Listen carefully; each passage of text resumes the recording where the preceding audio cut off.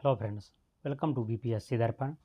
आज हम लोग यहाँ पर इरिटेरिया करंट अफेयर्स का सेट नंबर 6 का स्टडी करेंगे, जहाँ पर हमें 50 एमसीक्यू मिलेंगे जो करंट अफेयर्स के हैं और यह अगस्त 2024 तक का मोस्ट अपडेटेड करंट अफेयर्स है। तो चलिए हम टाइम वेस्ट किए बगैर स्टार्ट करते हैं। फर्स्ट क्वेश्चन हमारा है, सक्षम ऐप का उद्देश्य क्या है? सक्षम ऐप का उद्देश्य है दिव्यांग लोगों को चुनाव संबंधी अनुकूलित सेवाएं प्रदान करना। दिव्यांग लोगों को चुनाव संबंधी अनुकूलित सेवाएं प्रदान करने वाले ऐप को सक्षम ऐप कहा गया है।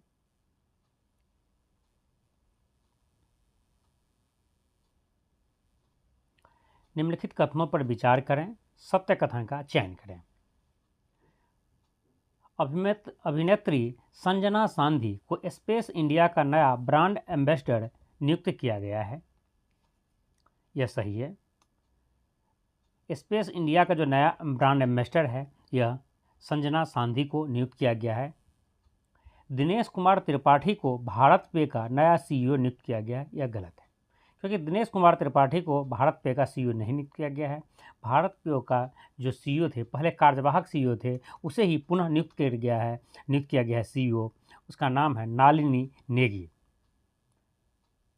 नलिन नेगी को भारत पे का सीईओ नियुक्त किया गया है। तो पहला आंसर सही है, तो इसे आंसर होगा ऑप्शन ए, केवल एक। कृषक उत्पादक संगठनों एफपीओ को सशक्त बनाने के लिए समर्पित गैर लाभकारी संगठन कृषि कल्प ने किस शहर में त्वरक कार्यक्रम शुरू किया है, जिसे नाबार्ड द्वारा समर्थक प्राप्त है? नाबार्ड का फुल फॉर्म है राष्ट्रीय कृषि और ग्रामीण विकास बैंक। इसका आंसर है ऑप्शन बी, बेंगलुरु। बेंगलुरु में त्वरक कार्यक्रम शुरू किया गया है। याद रखिएगा, आपके एग्जाम में यहाँ से 3-4 क्वेश्चंस पूछे जाने की संभावना है। पहला, त्वरक कार्यक्रम कहाँ शुरू किया गया है? तो वह बेंगलुरु में शुरू किया गया। यह किसके द्वारा शुरू किया गया है? तो यह एनजीओ है, गैर लाभकारी संगठन है कृषि कल्प, जिसके द्वारा शुरू किया गया है। और इसमें सहयोगी बैंक कौन सा है? तो यह सहयोगी बैंक नाबार्ड है। और नाबार्ड की स्थापना कब हुई थी, आप कमेंट करके लिखना है, क्योंकि मैं पिछले वीडियो में नाबार्ड के बारे में पूरी चर्चा की है।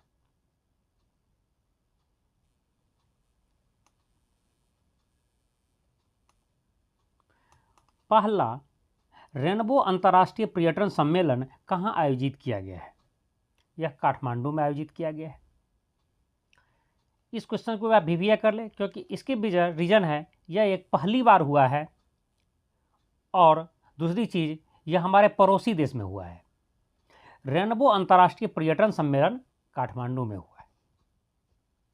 जैसे कि आप जानते भी होंगे, आप यदि बीपीएससी का प्रिपरेशन कर रहे हैं तो बीपीएससी में लगभग 25 से 30 करंट अफेयर्स हर बार पूछे जाते हैं, जिनमें पहला जो फर्स्ट टाइम में कुछ भी हुआ है, वह 3 से 5 के बीच में क्वेश्चंस हर बार ही पूछे जा रहे हैं। आप प्रीवियस क्वेश्चन देखे होंगे तो आपको पता हो। यदि कहीं पर भी पहली बार कोई घटना हो रहा है तो उसे आप जरूर याद करके रखें।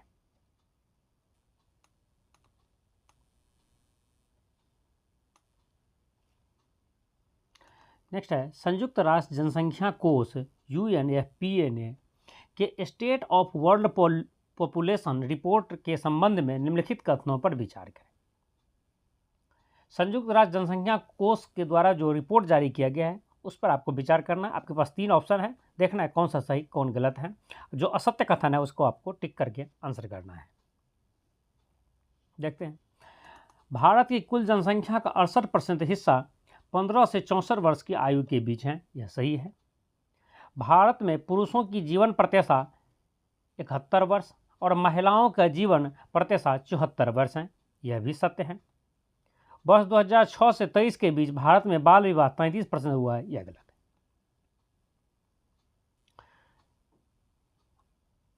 अब देखते हैं यहाँ पर आंसर आपको यहाँ पर दिया हुआ है, इन चारों में से एक टिक करना है, जिसमें तीसरा गलत था, बाद बाकी दो सही है, और उसमें असत्य आपको टिक करना है। तो आंसर होगा ऑप्शन बी।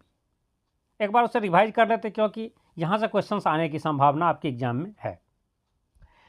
भारत की कुल जनसंख्या का 68% 15 से 64 वर्ष की आयु का है, और भारत में जो लोग जी रहे हैं, जिसकी एवरेज आयु आप कह सकते हैं, वह पुरुषों में 71 वर्ष है, और महिलाओं की एवरेज एज जो है 74 वर्ष आकी गई है। आपदा प्रतिरोधी बुनियादी ढांचे 2024 पर छठे अंतर्राष्ट्रीय सम्मेलन का विषय क्या था? अधिक लचीले कल के लिए आज निवेश करें। ऑप्शन 3 इसका आंसर है। अधिक लचीले कल के लिए आज निवेश करें, यह थीम है आपदा प्रतिरोधी बुनियादी ढांचे की, जिसकी बैठक 2024 में हुई है।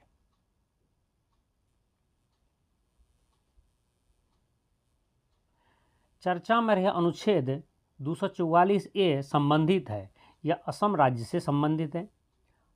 असम में बोडो जनजाति के द्वारा असम के बीच में एक अलग जनजातीय राज्य, छोटा सा क्षेत्र, जनजातीय क्षेत्र बोडो से संबंधित यह अनुच्छेद है।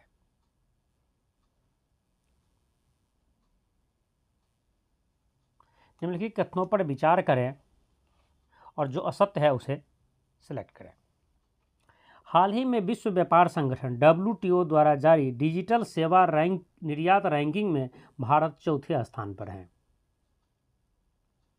सही है। इसरो प्रमुख द्वारा वर्ष 2028 तक चंद्रयान 4 मिशन लॉन्च करने की घोषणा की गई है, यह भी सत्य है।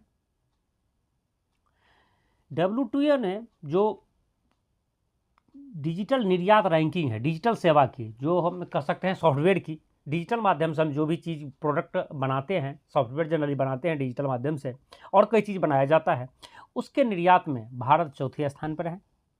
और इसरो प्रमुख ने 2028 तक चंद्रयान 4 लॉन्च करने की घोषणा किया है। दोनों ही सत्य है, और आपको असत्य ढूंढना है तो आंसर है ऑप्शन डी, इनमें से कोई असत्य नहीं है।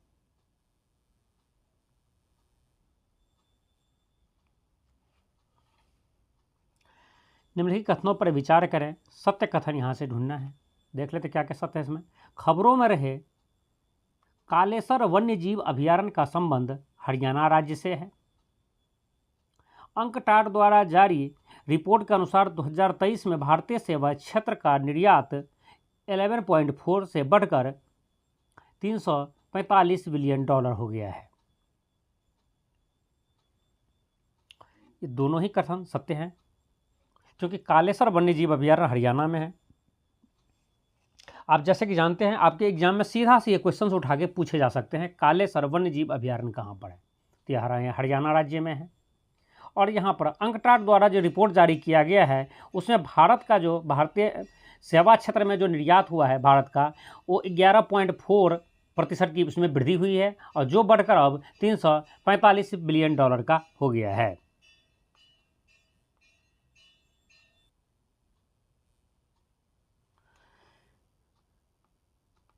स्काई टाइम्स द्वारा घोषित भारत और दक्षिण एशिया में सर्वश्रेष्ठ एयरपोर्ट स्टाफ 2024 अवार्ड किस एयरपोर्ट ने जीता है? तो यह हैदराबाद एयरपोर्ट ने जीता है। हाल ही में पुरातत्वविदों ने एक लौह युगीन महापाषाण स्थल ओरागुट्टा की खोज की है। यह निम्नलिखित में से किस राज्य से संबंधित है? यह तेलंगाना से संबंधित हैं। आपके एग्जाम में सिंपल से क्वेश्चंस ये पूछे जा सकते हैं, ओरागुट्टा कहाँ पर खोजा गया है? तो यह तेलंगाना में खोजा गया। या ये पूछा था ओरागुट्टा का संबंध किससे है? महापाषाण काल से है, पुरापाषाण काल से है, नवपाषाण काल से है? तो याद रखेंगे इसका संबंध महापाषाण काल से है।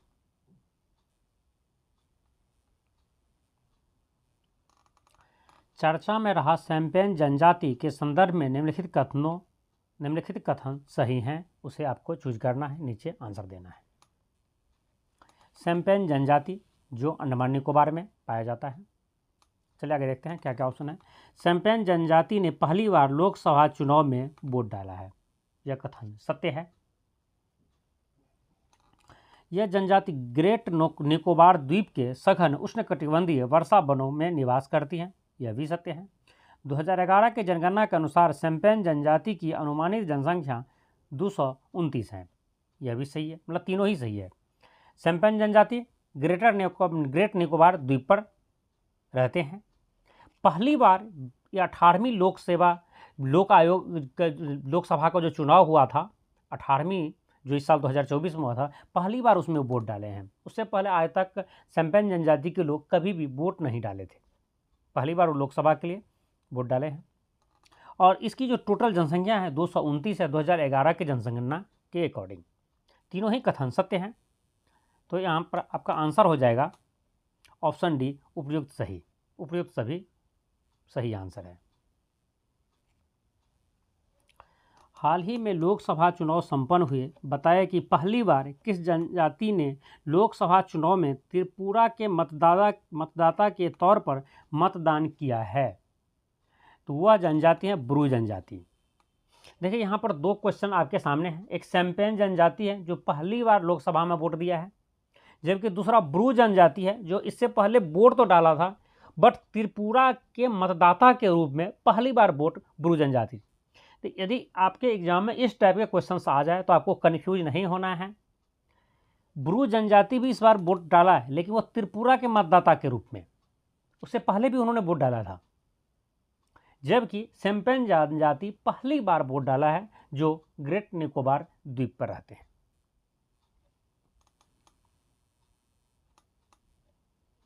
भारत का पहला ग्रीन हाइड्रोजन पायलट प्रोजेक्ट के संबंध में सत्य कथन का चयन करें। देखते हैं। इसकी स्थापना सतलुज जल विद्युत निगम द्वारा की गई है, यह सत्य है।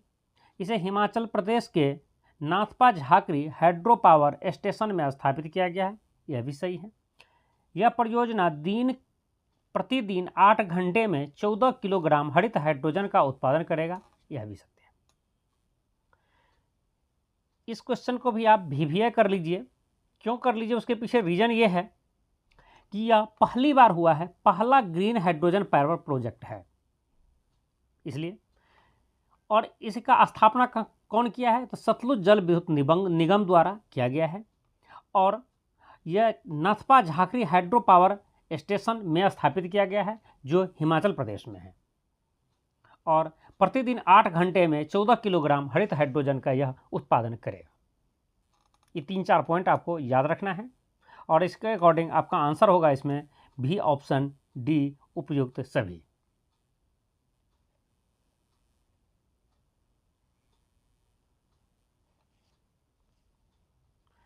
अंतर्राष्ट्रीय क्रिकेट परिषद ने 9वें ICC पुरुष T20 विश्व कप के लिए किस क्रिकेटर को ब्रांड एम्बेसडर के रूप में नियुक्त किया था? यह युवराज सिंह को नियुक्त किया था।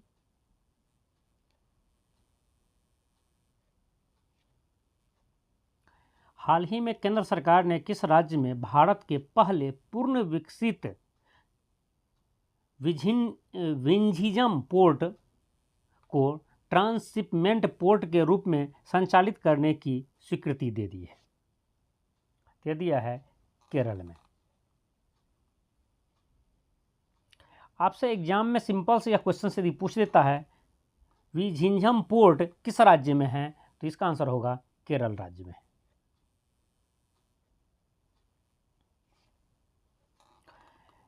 चौबीस से 30 अप्रैल 2024 तक विश्व टीकाकरण सप्ताह मनाया गया है। निम्नलिखित में से इस वर्ष की थीम क्या है? मतलब विश्व टीकाकरण सप्ताह जो मनाया गया है 24 से 30 अप्रैल तक, इसका विषय या थीम क्या है? यह है मानवीय रूप से संभव टीकाकरण के माध्यम से जीवन बचाना।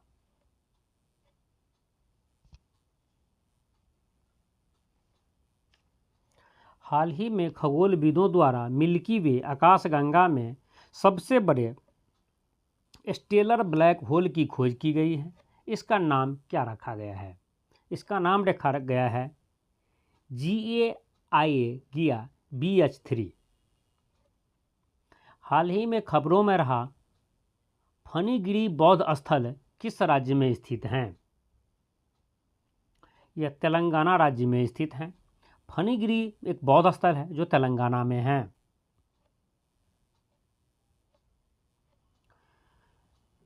Lunar polar exploration mission LUPEX, जो हाल ही में खबरों में रहा, किन दो अंतरिक्ष एजेंसियों के बीच एक संयुक्त मिशन है? यह इसरो और जाक्सा का संयुक्त मिशन है। इसरो भारत का और जाक्सा जापान का कंपनी है, जिसके द्वारा संयुक्त रूप से लूपेक्स मिशन चलाया जा रहा है।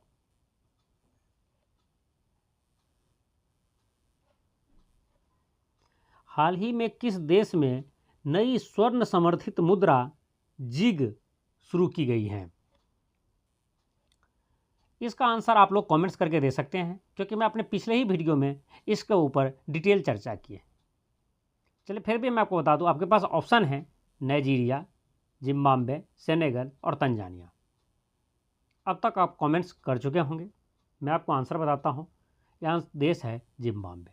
जिम्बाब्वे ने ही हाल ही में जिग नाम की अपनी मुद्रा लॉन्च की है। हाल ही में टेल वैली वन्यजीव अभयारण्य में भारत में पहली बार खोजी गई नेस्टिस फिलारा किस प्रजाति से संबंधित है?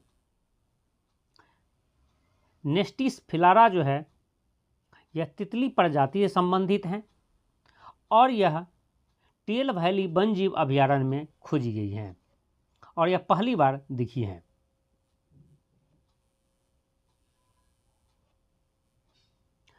ग्लोबल हेपेटाइटिस रिपोर्ट 2024 हाल ही में किस संगठन द्वारा जारी किया गया है? यह WHO वर्ल्ड हेल्थ ऑर्गेनाइजेशन द्वारा जारी किया गया है। हाल ही में खबरों में रहा दस्तलिक संयुक्त सैन्य अभ्यास किन दो देशों के बीच आयोजित किया गया है? यह भारत और उज्बेकिस्तान के बीच आयोजित किया गया है। दस्तलिक जो है भारत और उज्बेकिस्तान के बीच में प्रत्येक साल युद्धाभ्यास होता है।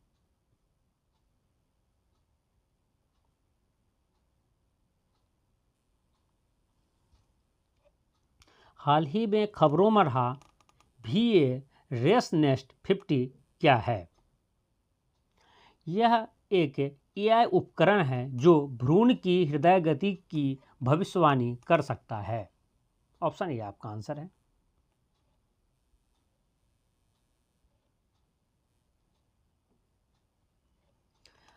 प्लास्टिक ओवरशूट डे रिपोर्ट के अनुसार विश्व स्तर पर किस देश की प्रति व्यक्ति प्लास्टिक अवशिष्ट उत्पादन दर सबसे कम है? तो यह देश भारत है। प्लास्टिक ओवरशूट डे रिपोर्ट के अनुसार दुनिया में भारत एक ऐसा देश है जो सबसे कम प्लास्टिक उत्पादन करता है। प्लास्टिक अवशिष्ट सबसे कम उत्पादन करता है। मतलब भारत में प्लास्टिक का यूज सबसे कम है। कहने का मतलब यह अवशिष्ट के रूप में हम प्लास्टिक को बेकार तरीका से नहीं फेंकते हैं या कम यूज करते हैं। हाल ही में जारी विश्व साइबर अपराध सूचकांक में भारत का स्थान क्या रहा है? तो भारत का स्थान 10वां रहा है। साइबर अपराध सूचकांक में भारत का स्थान 10 है, जबकि इसमें रूस टॉप पर है।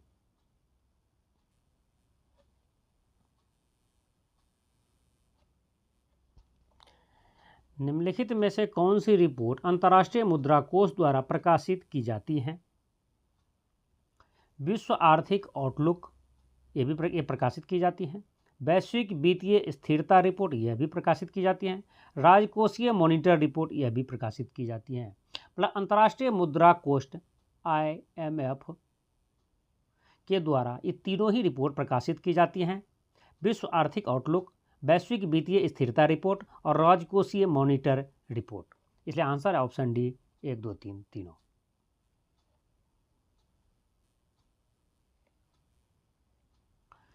हाल ही में किस अंतरिक्ष संगठन ने चंद्रमा के लिए समन्वित चंद्र समय नामक एक समय मानक स्थापित करने का निर्देश दिया गया है?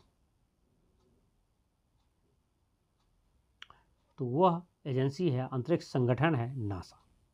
कहने का मतलब यहाँ ये पूछ रहा है दुनिया में कौन सा ऐसा अंतरिक्ष संगठन है जो चंद्रमा पर टाइम जोन बनाना चाहता है। जिस तरह से पृथ्वी पर टाइम जोन है इस तरह से चंद्रमा पर टाइम जोन बनाने के लिए नासा तैयार है, नासा बनाने की कोशिश कर रही है।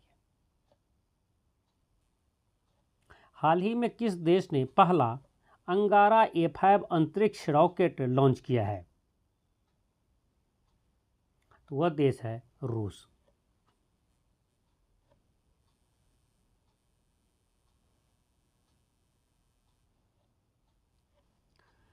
हाल ही में किसे 5 साल के कार्यकाल के लिए IMF के प्रबंध निदेशक के रूप में फिर से नियुक्त किया गया है? Kristalina Georgieva. क्रिस्टलिना जॉर्जीवा को पुनः 5 साल के लिए IMF का प्रबंधक नियुक्त किया गया है। हाल ही में कौन सा देश मेनिंजाइटिस के लिए टीका लगाने वाला पहला देश बन गया है? तो वह देश है नाइजीरिया। नाइजीरिया मेनिंजाइटिस का टीका लगाने वाला दुनिया का पहला देश बन गया है।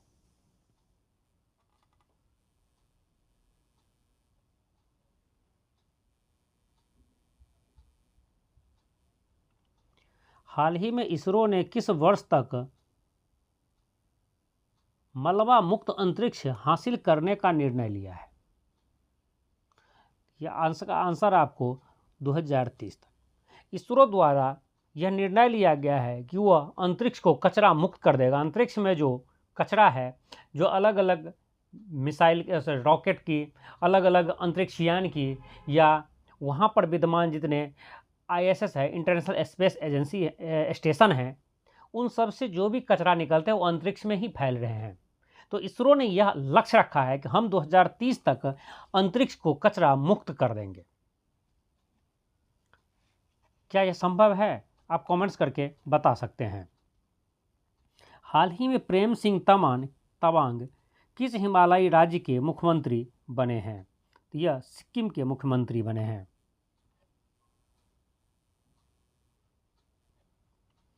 विश्व विरासत दिवस 2024 का विषय क्या है? विविधता की खोज करें और अनुभव करें। विश्व विरासत दिवस 2024 का थीम है विविधता की खोज करें और अनुभव करें। हाल ही में GI टैग प्राप्त तिरंगा बर्फी उत्तर प्रदेश के किस शहर से संबंधित हैं? यह वाराणसी से संबंधित हैं।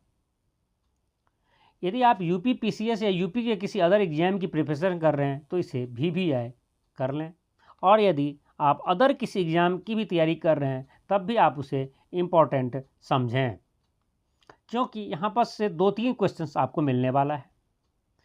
पहला यही सीधी सी एग्जाम में क्वेश्चन पूछे जाएंगे, तिरंगा बर्फी किस राज्य से संबंधित हैं जिसे GI टैग मिला है? यह उत्तर प्रदेश से हैं, और ये खास करके उत्तर प्रदेश के वाराणसी क्या है जहाँ पर उसे GI टैग मिला है। ड्रैगन फ्लाई रोटरक्राफ्ट मिशन जो हाल ही में समाचार पत्रों में देखा गया, किस अंतरिक्ष संगठन से संबंधित हैं? तो यह नासा से संबंधित हैं।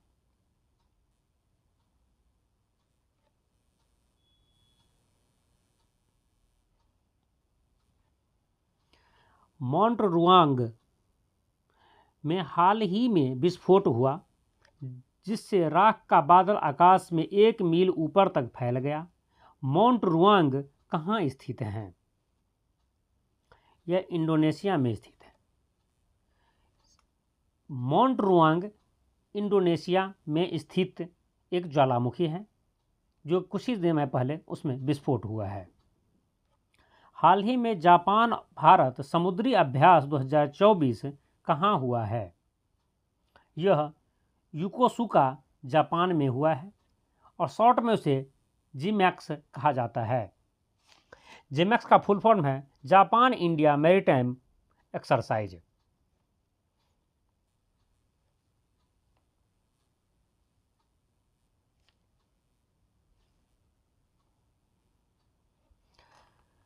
विश्व भविष्य ऊर्जा शिखर सम्मेलन 2024 कहाँ आयोजित किया गया है? यह अबू धाबी में आयोजित किया गया है। 2024 में अबू धाबी में ही विश्व भविष्य ऊर्जा शिखर सम्मेलन आयोजित हुआ है? प्रधानमंत्री नरेंद्र मोदी ने भगवान महावीर निर्माण महोत्सव का उद्घाटन कहाँ किया है? यह नई दिल्ली में किया है।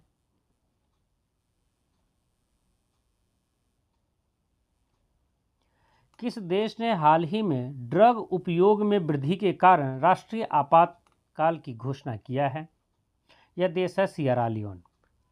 सिएरा लियोन में लोगों के बीच में इतनी ड्रग यूज होने लगा जिसकी वजह से सरकार वहां पर आपातकाल की घोषणा कर दिया है। हाल ही में मेडागास्कर को प्रभावित करने वाला उष्णकटिबंधीय चक्रवात गमाने का नामांकन किसने किया है? इसका नामांकन किया है इस्वातिनी ने। गमाने उष्णकटिबंधीय चक्रवात है जो मेडागास्कर में आया था।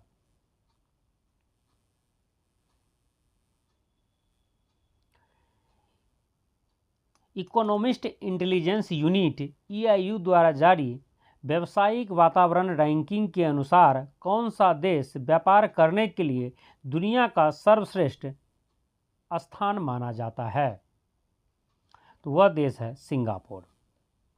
सिंगापुर दुनिया का सबसे सुरक्षित जगह है व्यापार करने के लिए। सिंपल सी कहानी है।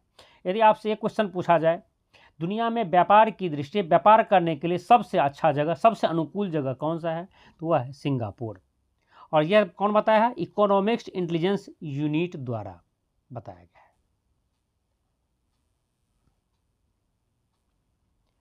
दक्षिण कोरिया के कृत्रिम सूर्य के स्टार ने हाल ही में क्या महत्वपूर्ण उपलब्धि हासिल की है? इसका महत्वपूर्ण उपलब्धि है 100 मिलियन डिग्री सेंटीग्रेड का तापमान प्राप्त किया है। मतलब के स्टार नाम का जो सूर्य बनाया है दक्षिण कोरिया ने, जो रिसेंटली 100 मिलियन डिग्री सेल्सियस का तापमान उन्होंने स्कोर किया है, मतलब टेम्परेचर उन्होंने प्राप्त किया है।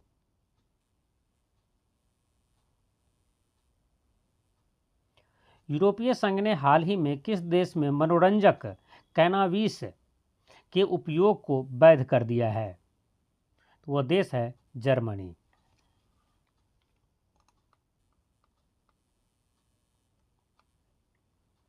मेक्सिको के राष्ट्रपति एंड्रेस मैनुअल लोपेज ओब्रादोर ने इक्वाडोर के साथ सभी राजनयिक संबंधों को क्यों तोड़ दिया है?